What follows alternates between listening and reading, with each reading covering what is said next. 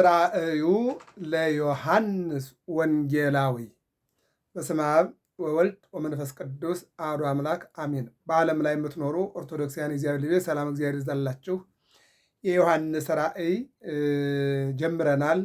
መግቢያው ላይ እንዳየነው ዛሬ የዓለም ቁጥር ከ8 ቢሊየን በላይ ሄደ ስንል የኢትዮጵያም እንግዲህ ወደ 120-130 ሚሊየን በሚባለው ደረጃ የሚባለው ከኖህ በኋላ የኖህ ልጆችና ቤተሰቦች ከንፍር ውሃ ከዳኑ በኋላ ኖህ ምን እንዳደረገ ባለፈው ተመልክተናል። ለግንዛቤ ያክል ከምስራቅ እስከ ምዕራብ ቀኝ ቀኙን ለያፌት፣ ከምስራቅ እስከ ምዕራብ መካከለኛውን ለሴም፣ ከምስራቅ እስከ ምዕራብ ግራግራውን ለካም አድርጎ በቅፈፍ ከፍሎ የእግዚአብሔር መልአክ ዳኛ አድርጎ ሰጣቸው ነው ያልነው አይደለ? አሁን ባጭሩ ትውልድ ያልፋል፣ ትውልድ ይተካል። የዓለም ግኝት ወይም ደግሞ የዘር ሐረግ ከሶስቱ አይወጣም ማለት ነው። ሴም፣ ካም፣ ያፌት። አሁን ይህ ትውልድ ነጭ እንበለው፣ ጥቁር እንበለው፣ ቀይ እንበለው፣ ቢጫ እንበለው ማንኛውም የዘር ሐረግ ከሶስቱ አይወጣም ማለት ነው። ለምሳሌ አሁን ወደ ነጮቹ ዓለም ብነድ ቀያይ ነው አይደለ? ጥቁር የለውም። ወደ ጥቁሩ ዓለም ብነድ ደግሞ ጥቁር ነው፣ ቀይ የለውም። ኢትዮጵያ ግን ከሁሉ ትለያለች። ምንድን ነው?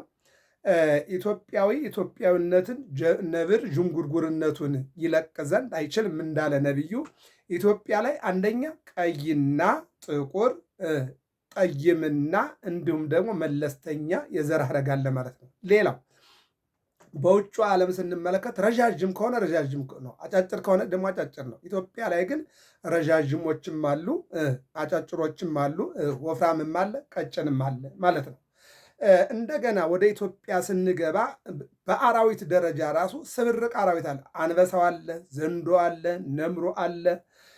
ወደ ባህር ስነድም አሳው አንበሪው አሳው አለ፣ እንደዚህ አለ። እንደገና በመልክዓ ምድር ስነድ ደግሞ ሜዳ አለ፣ ተራራ አለ፣ ወንዙ አለ፣ ሸለቆ አለ። በሌላ መልኩ ስንመለከት በእጽዋት ደረጃ ደግሞ በጣም ትልልቅ ዛፎች የሚገኙባት፣ አጫጭር ዛፎች የሚገኙባት፣ በዝናብ እግዚአብሔር የሚያበቅልባት፣ በፀሐይ እግዚአብሔር የሚያበስርባት ሀገር ኢትዮጵያ ሀገር እግዚአብሔር ናት ማለት ነው። እና ባጭሩ የፈለኩት ምንድን ነው? የዘር ሐረግ ከሶስቱ ነው።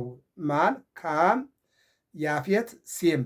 የነዚህን ራእይ ማለት ወይም ትንቢት ማለት ዮሐንስ ወንጌላዊ ወደኋላ ተመልክቶ የዘር ሐረጉን አመጣው ነው። ለምሳሌ አሁን እነ ልበ አምላክ ዳዊትን ብንመለከት ናሁ ሰማዕናሁ በኤፍራታ ብሎ ወደፊት በኤፍራታ ሰማ ነው በበረት አገኘን ብሎ የክርስቶስ መወለድ ተናገረ።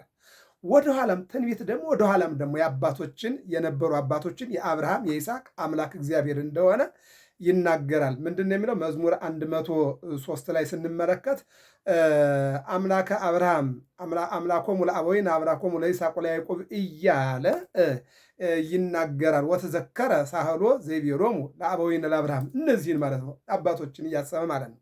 እና ይህንን ነው ዮሐንስ ወንጌላዊ እንግዲህ 3 መልእክት ጽፏል፣ 1 ወንጌል ጽፏል፣ ራእይ ጽፏል። አሁን ዛሬ የምንመለከተው ደግሞ ምዕራፍ 1 ራእይ ዮሐንስ የጻፈውን ምዕራፍ 1ን ነው። ራእዩ ለዮሐንስ ዘከመ ርእዮ ለኢየሱስ ክርስቶስ ይላል። የጅማሬ ባለቤት እንግዲህ አንድ ብለን እስከምናጠናቀቅ እንዲረዳም መልካም ፈቃዱ ይሁንልን። ምንድን ነው የሚለው? ኢየሱስ ክርስቶስን እንዳየው መጠን ያየው ራእይ ይህ ነው ይላል። ራእይ ማለት ምንድን ነው? ወደፊት የሚሆን ነገር ማለት ነው። ራእይ ማለት ምንድን ነው? ወደፊት የሚፈጸም ነገር ማለት ነው። ራእይ ማለት ምንድን ነው?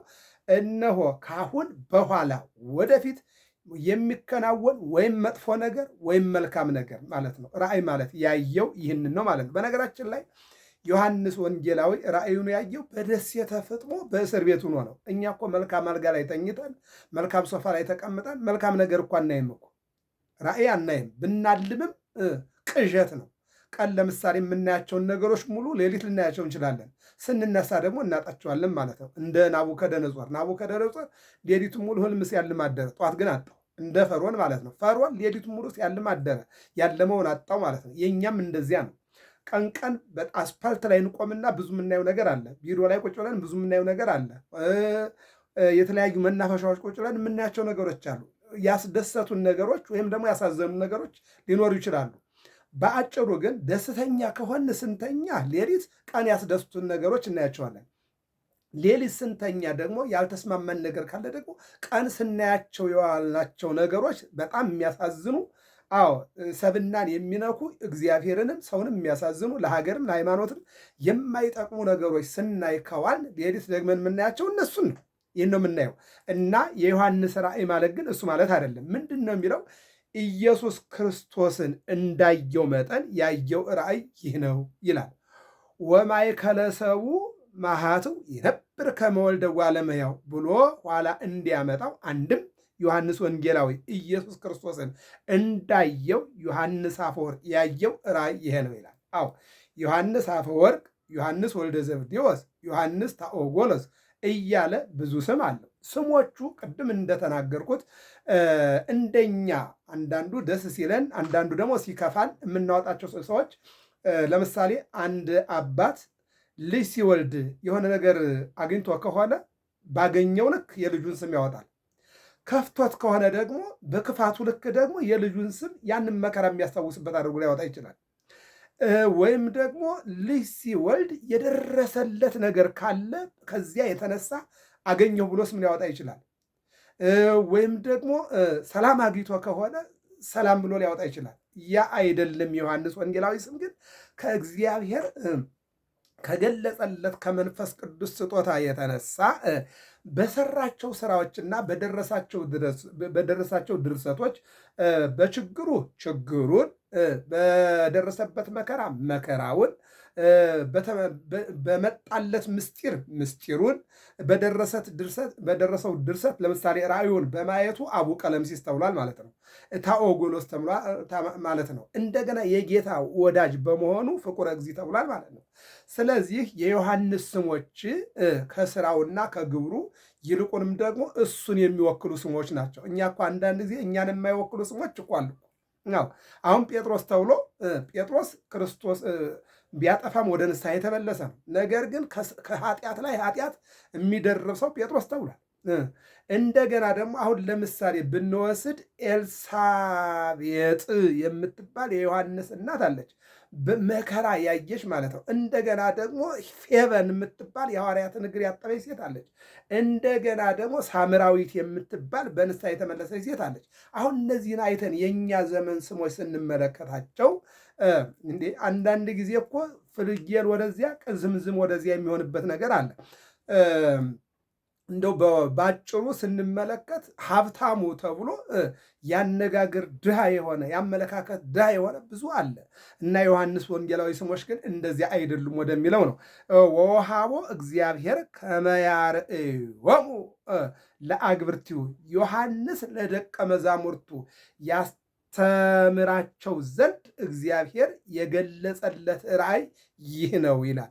እግዚአብሔር አምላክ ምስጢሩን እንዲገልጽልን የአምላካችን የእግዚአብሔር መልካም ፈቃድ ይሁን። በነገራችን ላይ እግዚአብሔር ምስጢርን ካልገለጸ የሰው ልጅ ትምህርትንም እውቀትንም ጥበብንም ማስተዋልንም ከየትም አያመጣው። የሚመጣው ማን ሲገልጥ ነው? እግዚአብሔር ሲገልጥ ነው። እግዚአብሔር ካልገለጠ አይሆንም። ለዚህ እኮ ነው ልበ አምላክ ዳዊት እግዚአብሔር ሀገርን ካልጠበቀ ሰው መጠበቅ አይችልም፣ እግዚአብሔር ቤትን ካልሰራ ሰው ቤት አይሰራም።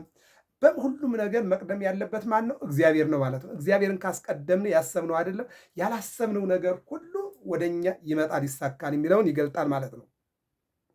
ወወሃቦ እግዚአብሔር ሰጠው ማለት ነው። ምንድን ነው? ከመ ያርዕዮሙ ለአግብርቲሁ ዮሐንስ ለደቀ መዛሙርቱ ያስተምራቸው ዘንድ እግዚአብሔር የገለጸለት ራእይ ይሄ ነው፣ ወይም ደግሞ ትንቢት ይሄ ነው አለ። ኢኮንክሙኑ አንትሙ ግብርየ በእግዚእነ እንዲል አንድም አግብርቲሁ ለኢየሱስ ለወዳጆቹ ይነግራቸው ዘንድ የነገረው ይሄ ነው ይላል። ማን የነገረው?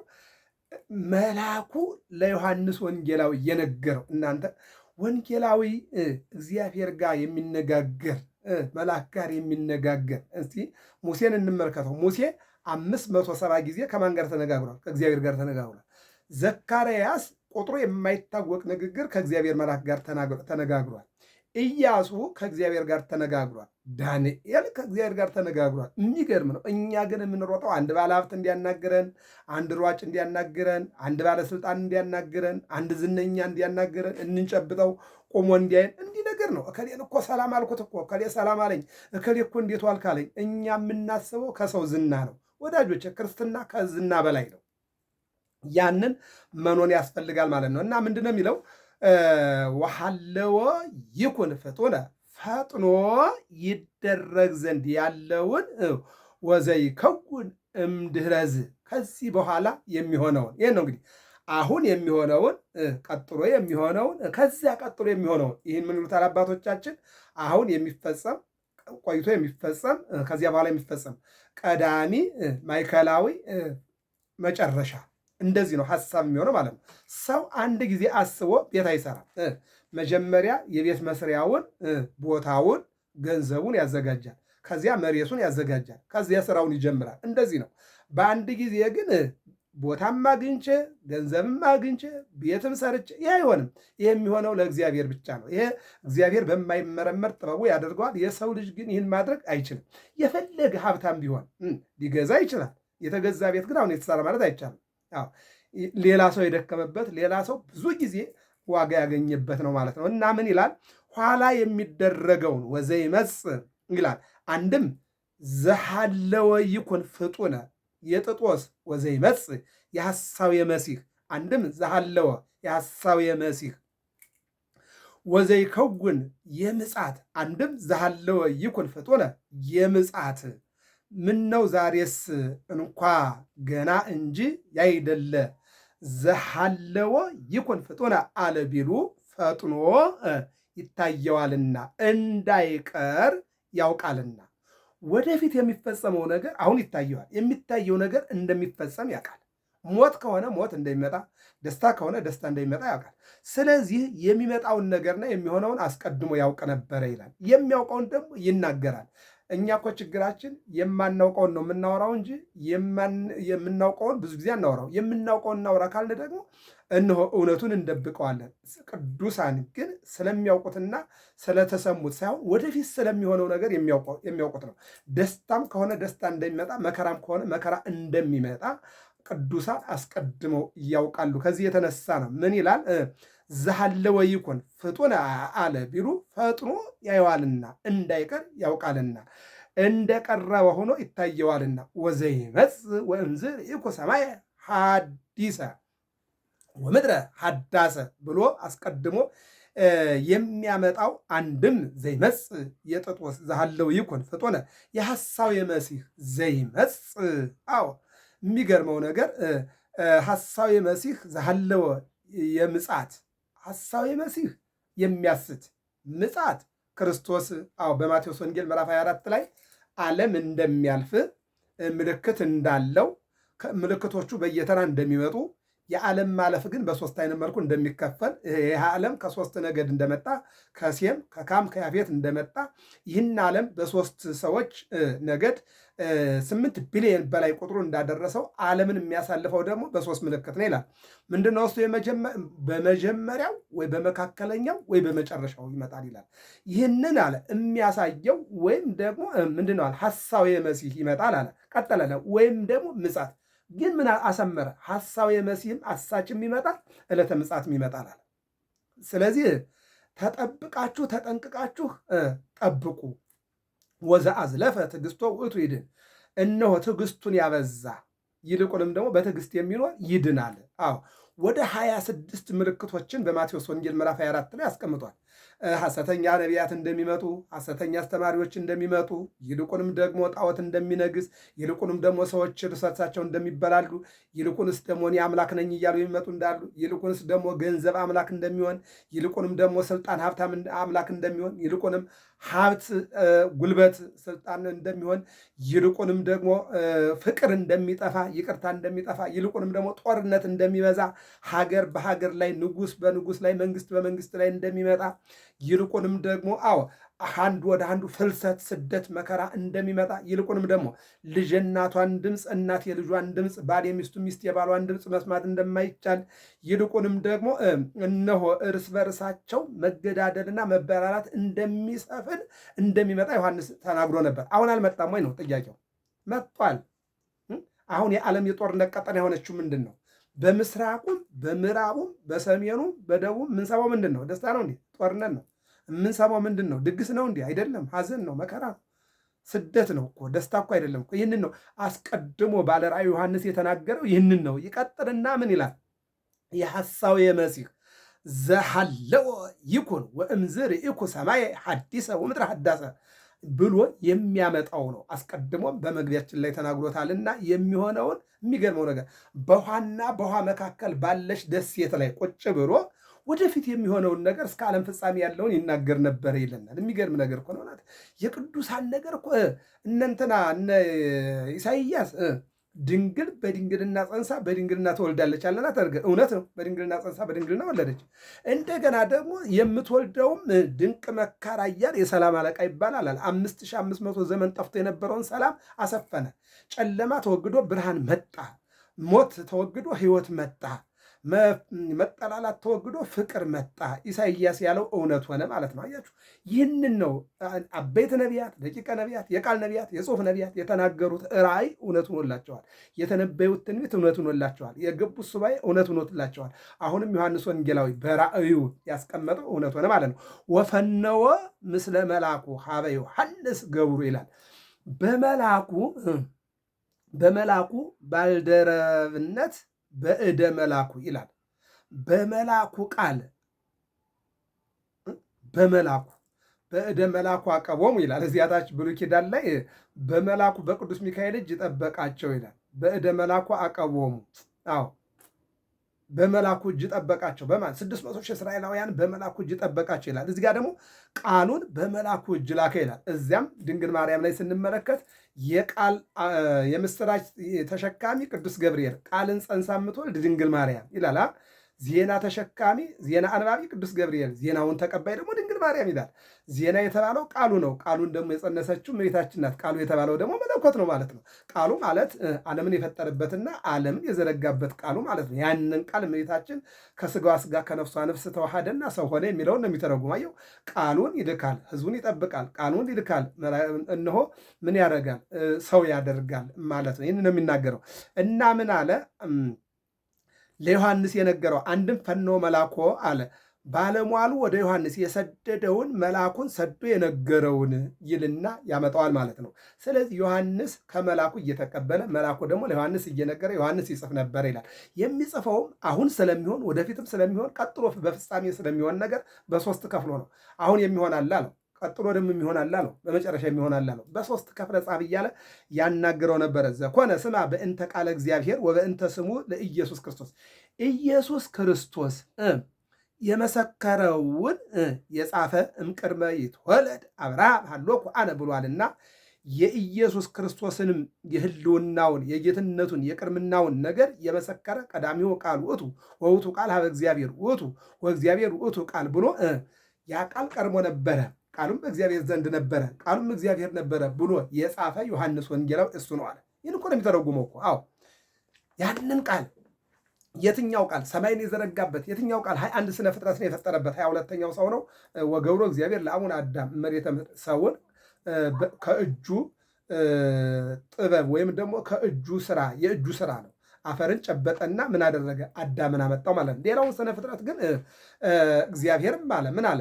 እስመ ውእቱ ይቤው ኮን ወውቱ አዘዘ ወተፈጥሩ ይፈጠሩ አለ ተፈጠሩ ነው። አሁን ሰማይ ርቀት አለው አይደል? ሰማይ ለምሳሌ እንደ ሳይንሱ 150 ቢሊየን ርቀት አለው ብሎ ይናገራሉ። እኛ ከዚህ በላይ የምናውቀው ጥበብ የለንም። ግን የሰማይን ርቀት ሰማይን እንዲህ አድርጎ የዘረጋው እግዚአብሔር ነው። የምድር ስፋት በሰዎች ለምሳሌ የኢትዮጵያ ምን ያክል ሜትር እንዳላት ዓለም ምን ያክል እንደሆነ በሰዎች በራሳቸው ጥበብ አለ። ግን የሰማይ ርቀቱን የምድር ስፋቱን የሚያውቀው ማን ብቻ ነው? በማይመረመር ጥበቡ እግዚአብሔር ነው። የዘረጋው ማን ነው? ምክንያቱም ስለ አንድ ነገር የፈጠረውና የሰራው ብቻ ነው የሚያውቀው፣ ሌላ አያውቅም። አንድ መጽሐፍ ለምሳሌ ስለ መጽሐፉ ተጠያቂ የጻፈው ሰው ነው። ስለ ሰማይና ስለ ምድር ርቀት ማወቅ ያለበት ማን ነው? የሚያውቅ ማን ነው? እግዚአብሔር ነው። በባህሪው ብቻ ነው።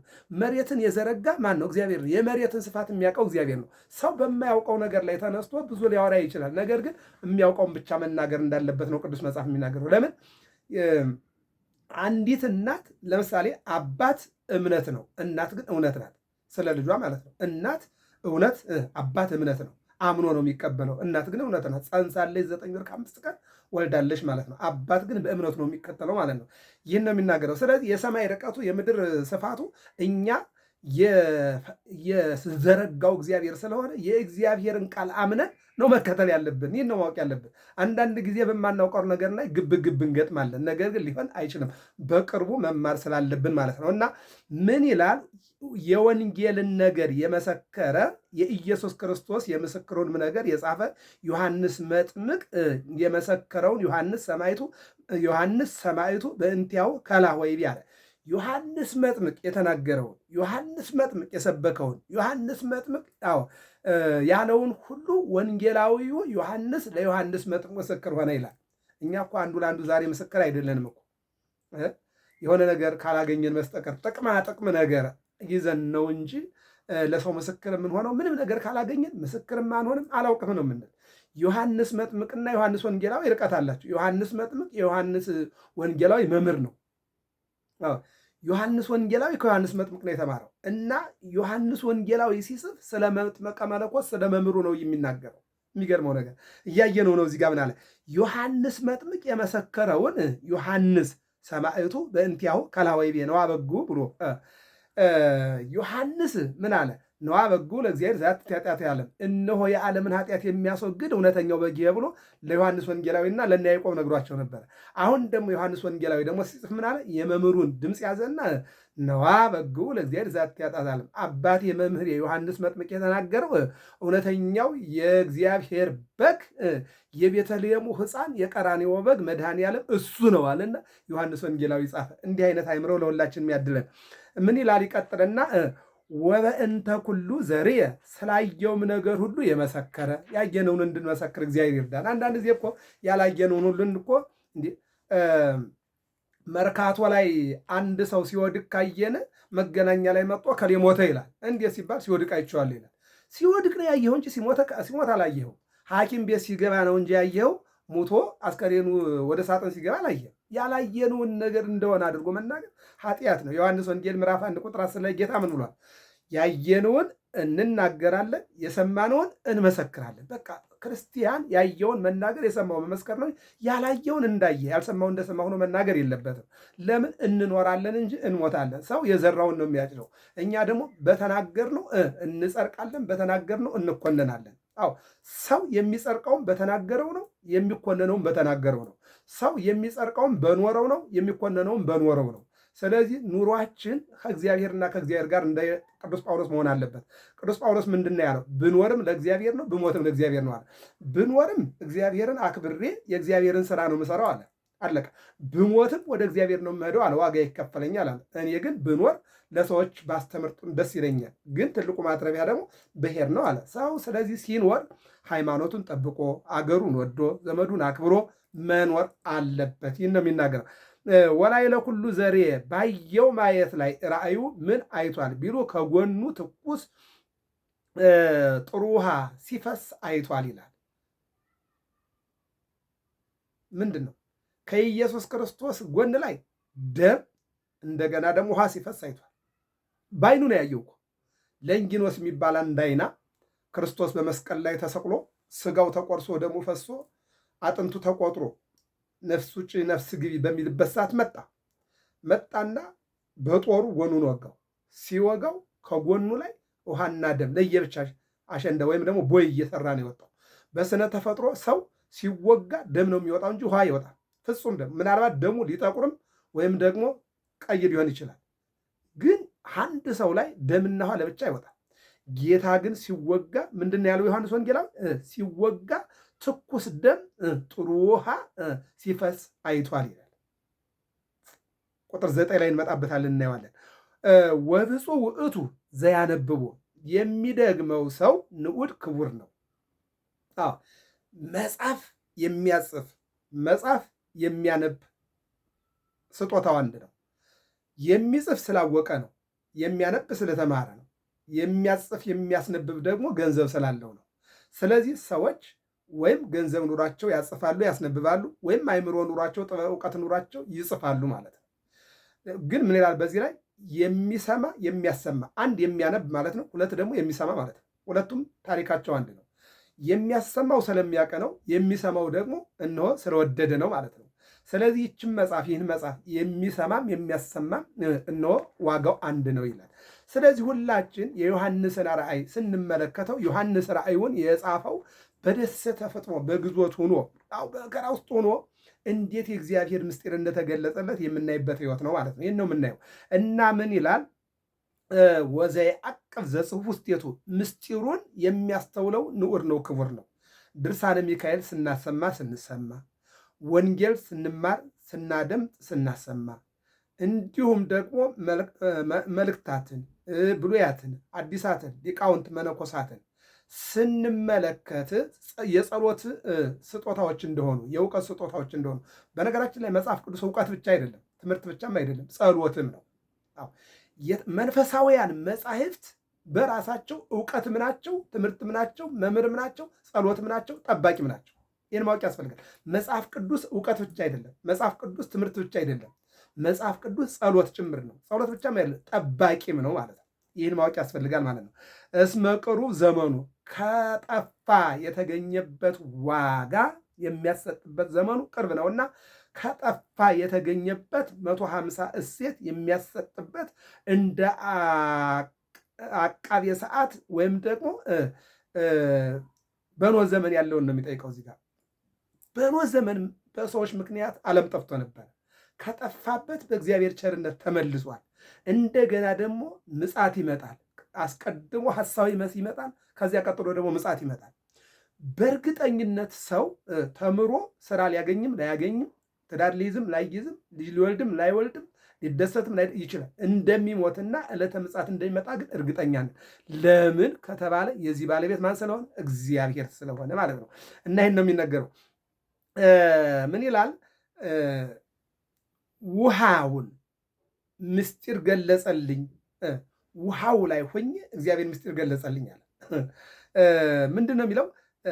ከምዕመናንን ጋር አብሬ አይደለሁ፣ ከቅዱሳንን ጋር አብሬ ያለሁ፣ ከሰዎች ጋር አብሬ አይደለሁ፣ ከመላእክት ጋር አብሬ የነበርኩኝ። መልአኩ ይመጣል፣ ምስጢር ይነግረኛል፣ ቅዱሳን ደግሞ ያጽናኑኛል። በዚህ ውስጥ ሆኜ ብዙ ነገር እናገር ነበር ይላል ዮሐንስ ወንጌላዊ። እና ይቀጥልና ምንድን ነው የሚለው?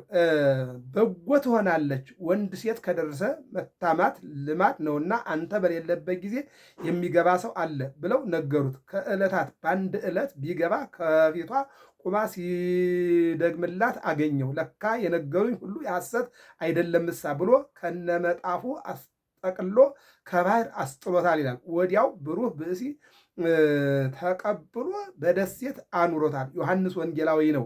እየጸናባት ሄደ።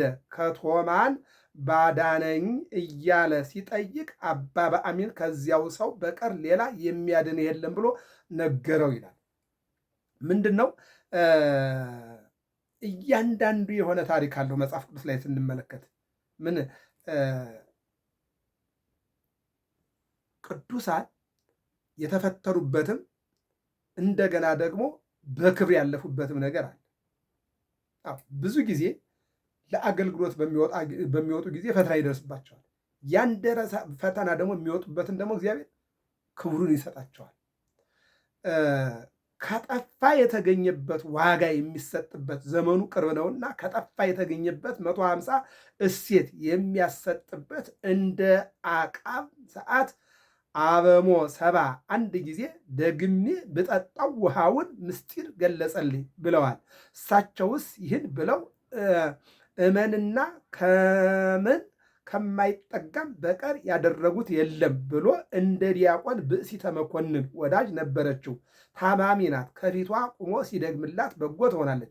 ወንድ ከሴት ከደረሰ መታማት ልማድ ነውና አንተ በሌለበት ጊዜ የሚገባ ሰው አለ ብለው ነገሩት። ከዕለታት በአንድ ዕለት ቢገባ ከፊቷ ቁሞ ሲደግምላት አገኘው። ለካ የነገሩኝ ሁሉ ሐሰት አይደለም ብሎ ከነመጣፉ አስጠቅሎ ከባህር አስጥሎታል ይላል። ወዲያው ብሩህ ብእሲ ተቀብሎ በዕደ ሴት አኑሮታል። ዮሐንስ ወንጌላዊ ነው። እየጸናባት ሄደ ከቶማን ባዳንልኝ እያለ ሲጠይቅ አባ በአሚን ከዚያ ሰው በቀር ሌላ የሚያድንልህ የለም አለው ይላል። ዲያቆኑ እየደገመ ጸበል ማለት ነው እየፈወሳትና ይልቁንም ድርሳነ ሚካኤል እንበለው መጽሐፍ ቅዱስ እንበለው ገድላት እንበለው እየደገመ ለምሳሌ እንውሰድ። ዳዊት በሳኦል ላይ የነበረውን አጋንንት ክራር እየመታ በገና እየመታ ያስወግድለት ነበር። እዚህ ላይ ሰይጣን ነው እንግዲህ አንተ በሌለህበት እየገባ ብሎ ለማጣላት ስለፈለገ ነው። ሰውየው ግን እውነት መሰለውና የሰይጣን ምክር አዳምና ሔዋንን እንዴት እንዳሳተ የጠፋው ግራ የገባው ሰው ምን አደረገ? ከነ መጽሐፉ ዲያቆኑን ጠቅሎ ወደ ባህር ጣለው። ሲጥለው ዮሐንስ አነሳው ነው። ዮናስን በአሳ አንበሪ ውስጥ የጠበቀ እግዚአብሔር፣ ባህራንን የጠበቀ እግዚአብሔር፣ ተላፊኖስን የጠበቀ እግዚአብሔር ጠበቀው። በኋላ ግን ምን ይላል? ከባህር አስጥየው የለምን አለ። ያ ልጅ ብቻ ነው ያ ዲያቆን ብቻ ነው ሚስትን የሚያድናት እንጂ ያንተ ሚስት ከዚያ ውጭ የምድንበት የለም ብሎ ዮሐንስ ወንጌላዊ አባ በአሚን ሲነግረው ምን አለ? እሱንማ ወደ ባህር ጥዬ የለም ወይ ከነ መጽሐፉ አለና ተናገረ። አንዳንድ ጊዜ እውነቱን መናገር ጥሩ ነው። እኛ እኮ እውነትን አናገር እንደብቃለን። ምንድን ያለ ያንማ ከባህር አስጥዮ የለምን አለው። ለአንተ ይመስልሃል እንጂ እሱስ እንዲህ ካለ ቦታ አለልህ አለው። ሰው ልኮ አስመጥቶት ቢደግምላት ድናለች ይላል። እንደገና ለአንተ ወደ ባህር ያስጣልከው መስሎሃል፣ ነገር ግን ወደ ባህር አልተጣለም። ዮሐንስ ወንጌላዊ ብድግ አድርጎ ወይም መላኩ አነሳና እንዲህ አይነት ቦታ ላይ ዛፍ ስር ቁጭ ብሎልሃል፣ ሂድና አስመጣና ሲጸልይላት ትድናለች አለው። አስመጣ፣ ጸለየላት፣ ዳነች። አሁን እኛ እኮ እኛ አልገባን ያለው ያዕቆብ 5 ላይ ምን ይላል? የአንድ ሰው ጸሎት ለአንድ ሰው ጸሎት። አዎ ጥሩ ነው፣ መልካም ነው። ካህናት የሚጸልዩ ጸሎት ለምዕመናን ፈዋሽ ነው፣ አዳይ ነው። ይህንን አምኖ መቀበል ነው። አሁን ትውልዱ እኔም እንዲህ ነኝ የሚል ውሃ የማይቋጠር ነገር ብዙ ነገሮች እናያለን፣ ግን አይደለም። አዎ ምንድነው የሚለው? አቅረብኩ ለከ እሳተ ወማይ አቅረብኩ ለከ ደይዴ ካበዘ ፈቀርከ። እነሆ ውሃና እሳትን አስቀምጬልሃለሁ፣ እጅህን ወደምትፈልገው ጨምር ነው። ውሃ እያለ ወደ እሳት እጅህን የምጨምር ከሆነ ጨምረውና፣ እንግዲህ ያው ጥቅሙና ጉዳቱን የምታውቀው አንተ ነህ ማለት ነው። ነው የሚናገረው ማለት ነው። አንተ እንደምንዳንህ አለው። ባስጣልኸኝ ጊዜ ብሩህ ብእሲ ተቀብሎ በደሴት አኖረኛል። አንተ ከነ መጽሐፌ ወደ ባህር ውስጥ መልሰኝ። ብሩህ ብእሲ ዮሐንስ ወንጌላዊ እኮ ነው። አንተ ስትወረውረኝ አለው ዲያቆኑ፣ የቀይ ብሩህ የሆነ ሰው በእጁ ተቀበለኝና ደሴት ላይ ያስቀመጠኛል። የሚገርም ነገር ነው። አኖረኝ አለው። ካሶ በሀገሩ ኤጲስቆጶስነት አሹሞታል ይላል። የሚገርም ተካሰሰና ወይም ደግሞ ተከራክሮ በሀገሩ ስለ ውለታው ኤጲስቆጶስነት አሹሞታል ይላል። በሌላ መልኩ የሚተረጉመው ሰው ንዑድ ክቡር ነው። ትርጓሜውን የሚሰማው ሰው ንዑድ ክቡር ነው። ራእዩን የሚያስተውለው ሰው ንዑድ ክቡር ነው። ይህ ቀረ፣ ይህ ተደረገ እያለ ጥቅስ የሚናገር ሰው ሳይሆን ምስጢሩን አውቆ ተመራምሮ ያወቀ የሚያውቅ የሚያሳውቅ ሰው እጹም ነው፣ ድንቅ ነው ይላል። ይህን ይናገርና ዘጸሐፈ ዮሐንስ ለሰቡ አብያተ ክርስቲያናት እለ ውስተ እስያ ይላል። ምንድን ነው የሚለው? እንዳይቀር ያውቃልና ካረገ የተጻፈበት እንደውም ምንድን ነው የሚናገረው? ምነው ዛሬስ እንኳ ገና እንጂ ያይደለ ቅሩ ዘመኑ አለ ቢሉ ፈጥኖ ይታየዋልና እንደቀረበ ሆኖ ይታየዋልና እንዳይቀር ያውቃልና ካረግም የተጻፈበት በ1 2 በ9 ወዝንቱ ሳልሱ እሙን ውእቱ እንዲል እነሆ ዮሐንስ ይላል ዘጸሐፈ ወአጽሐፈ ይላል። የጻፈ ያጻፈ ቅድም ተናግረነዋል። የሰማ ያሰማ ለእግዚኡ ወለፍቁሩ ለዘመዱም ለወዳጁም የጻፈ ያጻፈ ያሰማ ሁሉ በረከተ እግዚአብሔር አለው፣ ዋጋውም አንድ ነው ይልና ያስቀምጠዋል። ይቀጥልና ምንድነው የሚለው ዮሐንስ ወንጌላዊ? ሞገሱ ለክሙ ሃይማኖት ይጽፍላችሁ ኢትግድፉ ሞገሰክሙ። አዎ እነሆ ጽድቃችሁን ክብራችሁን አትጣሉ። አዎ ወሰላሙ ምግባር ይፈጸምላችሁ። ባንድ ዘይቤ 2 ንባብ አያስፈታም ብሎ ሞገሱ ባለሟልነት ወሰላሙ ፍቅር አንድነት ይደረግላችሁ። እምድኅረ ሰላመ ርእሱ ባልሃነ ወሰላመ። አዎ እግዚአብሔር እንተ ኩሉ ባቲ እንዲል ይላል ዮሐንስ ወንጌላዊ። እና ምንድን ነው የሚያጠይቀው? እምኀበ ሀሎ ቅድመ ዓለም ከነበረ ከአብ። አዎ ወይሄሉ ዓለምን አሳልፎ ከሚኖር ከአብ ዘመጻ ለኩነተ ሥጋ ከመጣ ከወልድ ወዘይመጽእ ዓለሙን ለሚያሳልፍ ከሚመጣ ከወልድ አንድም አንድ ወገን ቅድመ ዓለም ከነበረ ከወልድ ወይሄሉ ዓለሙን አሳልፎ ከሚኖር ከወልድ ዘመጻ ለኩነተ ሥጋ ከመጣ ከወልድ ወዘይመጽእ ዳግመኛ ዓለሙን ለማሳለፍ ከሚመጣ ከወልድ ይደረግላችኋል፣ ይደረግልን። ወነአምን ሰብአቱ መንፈሰ ዘቅድመ መንበሩ ለኢየሱስ ክርስቶስ በኢየሱስ ክርስቶስ ህልውና ካለ ከመንፈስ ቅዱስ ይደረግላችሁ። ሰብአቱ አለ ስለ ፍጹም ሀብቱ ምንድነው? እስመ ኆልቆ ሳብዕ ፍጹም በዕብራውያን 7 ቁጥር በዕብራውያን ዘንድ ፍጹም ነው። በዚህ ነው እንግዲህ 7ቱ አብያተ ክርስቲያናት፣ 7ቱ ከዋክብት፣ 7ቱ ሊቃናት፣ 7ቱ ሊቃነ መላእክት እያለ 7 ቁጥርን ያዘወትራል። 7ቱ አጋንንትም ይላል። በተቃራኒ ደግሞ 7ቱ መላእክት ይልና 7ቱ ከዋክብት ይልና 7ቱ አጋንንት ይላል። እንደ ዘካርያስ ተቋመ ማኅቶት ዘካርያስ ያያቸው 7ም ይላል። ደግሞ 7 መቅረዞች ይላል እዚያ ጋር ማለት ነው። ይህን ነው የሚናገረው እና ይቀጥልና ምን ይላል? እስመ ኆልቆ ሰባቱ በኀበ ዕብራውያን ፍጹም ውእቱ እንዲል ወእምነ 7ቱ መኃቱ ዘቅድመ መንበሩ ብሎ ያመጣዋል ይላል። በዕብራውያን ዘንድ 7 ቁጥር ፍጹም። በነገራችን ላይ እግዚአብሔር ሰውን ያመጣው ከ7 ቁጥር ነው። ምንድን ነው? እሳት፣ ውሃ፣ ነፋስ፣ መሬት። ይህ 4ቱ የሥጋ ባህሪ ነው። ነባቢት የምትናገር ለባዊት የምታስተውል ሕያዊት ዘላለማዊ የሆነች ይሄ ነፍስ ባህሪ ነው። 7ቱ ምን እንደሆነ ማለት ነው? ከ4ቱ ሥጋን አመጣ፣ ከ3ቱ ነፍስን አመጣና ወነፍሐ ላዕሌሁ መንፈሰ ሕይወት እፍ ሲልበት ሰው ሆነ ማለት ነው። አሁን ሰው ከ7 ማኅበራት የመጣ ነው። ሲጠቀለል ከ2 ማኅበራት ከነፍስና ከሥጋ ማለት ነው። ሲዘረዘር ከ7 ማኅበራት የመጣ ነው ማለት ነው። በፍጹም ቁጥር ፍጹም ሰው ፍጹም አምላክ ሆኗል። እግዚአብሔር ፍጹም ሰው አደረገ። እግዚአብሔር ደግሞ ፍጹም አምላክ ቀጠለና ፍጹም ሰው ሆነ። ፍጹም ሰው ፍጹም አምላክ ሆነ ማለት ነው። ይህን ነው የሚናገረው። ፍጹም ሀብተ መንፈስ ቅዱስ ከጌትነቱ ከሚሰጥ ከወልድ ፍጹም ሀብተ መንፈስ ቅዱስ ከጌትነቱ ከሚሰጥ ከወልድ ይደረግላችሁ ይልና ዘመጻ ወዘይመጽእ ይላል። ዘመጻ ካለ የመጣ ማለት ነው። ወዘይመጽእ ካለ ደግሞ የሚመጣ ማለት ነው። ይቀጥልና ዘመጻ ወዘይመጽእ ብሎ 2 አርዕስት ተናግሯል። ለሁለቱም ያመጣዋል ይላል። ይህ እንግዲህ ዘጸአት 3:15 ዕብራውያን 13 ላይ ኢሳይያስ 11:2 ላይ የምናየው ነው። አስቀድሞ የተነገረ ነው። ዘውእቱ ስም መሐይም ነው። አዎ ይህን ምንድን ነው የሚናገረው? ዘመጻ ላለው አመጣ። የታመነ ምስክር አንድም ስም ምስክር ወመሐይም ይላል። የታመነ አንድ መሐይም ማለት የታመነ ማለት ነው። አሁን አንዳንድ ጊዜ እኛ ሳናቅ አንተ መሐይም ምናምን ያለ መሐይም ማለት ያልተማረ ማለት አለ። የታመነ ማለት ነው። መሐይም ማለት የታመኑ ማለት ነው። አተረጓጎምን ካለማወቅ የተነሳ ሰዎች ሰውን ሰው አቃለልን ብሎ አዋረድን ብሎ የዚህ አይነት ቋንቋ ይጠቀማሉ። ግን ቋንቋውን አጣርቶ መናገርና ማስተካከል ያስፈልጋል። እንደ ሃይማኖትም እንደ ባህልም እንደ ሀገርም ያንን ማስተካከል ያስፈልጋል ማለት ነው እና አምልኮቱን የሚመሰክሩለት ወእነግር ስማከ በቅድመ ነገሥት በነገስታት ፊት ምስክር ሆናለሁ እናገራለሁ ብሎ ሲናገር ነው። ወውቱ ቀደመ በኩረ ካዊነ እምነ ምውታን ዘተንሥአ ምንድን ነው የሚለው? በኩር መሆንን የጀመረ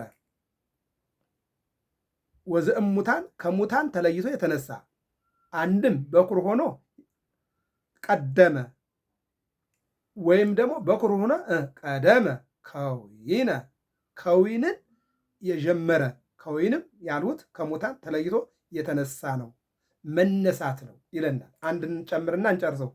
ወውቱ መኮንኖሙ ለነገሥተ ምድር ይላል። ዘመጻ ላለው ተናግሮ ወዘይመጽእ ላለው አመጣ ይላል። የዚህ ዓለም ነገሥታት ከፈረሱ ከበሰበሱ በኋላ አንስቶ የሚገዛ ይህንስ አሁን ናሁ ይመጽእ በደመና ሰማይ ብሎ ያመጣዋል ብሎ አንድ ወገን ዘመጻ ላለው አንድም የዚህን ዓለም ነገስታት እየሾመ እየሸለመ የሚገዛ አእምር ከመዱል ዘይኮንን አንድም ይኮንን መንግስት ተደቂቀ ዋለመያው ወደ ዘፈቀደ ይሁን እስመ ኢይሰየም መኮንን ዘእንበለ እምኀበ እግዚአብሔር ይላል። በነገራችን ላይ አልዓዛር ከሞተ በኋላ አልዓዛርን ከመቃብር ከአራት ቀን በኋላ አስነስቶ እንደገና ኤጲስቆጶስ አድርጎ የተጠቀመ እግዚአብሔር ነው። በሌላ መልኩ ዮናስ ከሞተ በኋላ ዮናስን ከመቃብር አስነስቶ ነቢይ ያደረገ እግዚአብሔር ነው። በሌላ መልኩ እነ ጣቢታ እነ ዶርቃ እነዚህ ሁሉ ከሞቱ በኋላ ተነስተው እንዲያመሰግኑ ያደረገ ማለት ነው እግዚአብሔር ነው ማለት ነው። አንድም የዚህን ዓለም ነገስታት የሚነቅፍ የሚዘልፍ ከእግዚአብሔር ውጭ ማንም የለም ይላል። በሚቀጥለው ይቀጥላል።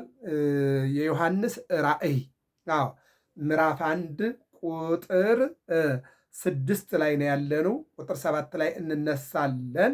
ተሰቅሎ ባፈሰሰው ደሙ ከኃጢአታችሁ የለያችሁ እሱ ነው ይላል። በዚህ እንዘጋዋለን። ተሰቅሎ ባፈሰሰው ደሙ፣ ተሰቅሎ በቆረሰው ስጋው፣ ተሰቅሎ በጠጣው መጣጣ፣ ተሰቅሎ በተወጋው፣ ተሰቅሎ በተገረፈው ያዳናችሁ እግዚአብሔር ነው።